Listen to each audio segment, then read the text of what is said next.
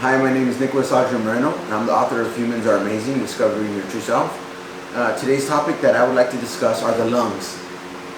The lungs are, of course, very important to our existence.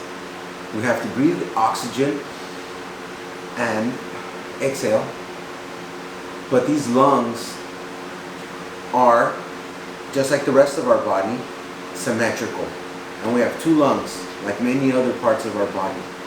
Two hands, two eyes, two nostrils, two ears, two legs. We have many parts in our body that come in pairs. This is very curious. I mean, this is something we have to examine and really consider. So the lungs in our body are no different. We have two opposite lungs. We are actually weakening our lungs by only using one side of our body. Most people in the world are right-handed, 90% globally. And there are a small number of people who are left-handed, which is 10 to 12%. That's a huge difference. It's a gigantic difference. And under 1% of people in the world's population are ambidextrous, which means they can use both hands equally. So that's insane. How can there only be a little group of people, a tiny group of people that can use both hands equally? That's a mystery. Throughout all of history, you can see that most people are right-handed, and the population, throughout all history has just been using their right hand. So if we begin to use both hands equally to write, do all our activities, and train ourselves to be able to switch with both hands, would our body become stronger? Would our internal organs, such as our lungs, become stronger so that we can breathe better?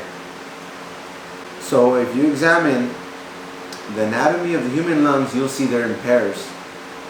Something curious about the human lungs is that since most people are right-handed, the right lungs, they have 3 lobes, and the left lungs has 2 lobes. So would this be because most people are right-handed and there are only a few people that are left-handed? Think about your parents. You might ask yourself, are my parents right-handed or left-handed? Most people's parents are going to be right-handed.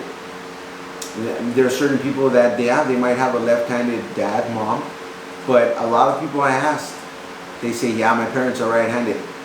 So your grandparents might be right-handed, and the people before them, your ancestors before that, are right-handed.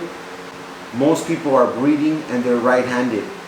Right-handed, so they produce most likely right-handed offspring.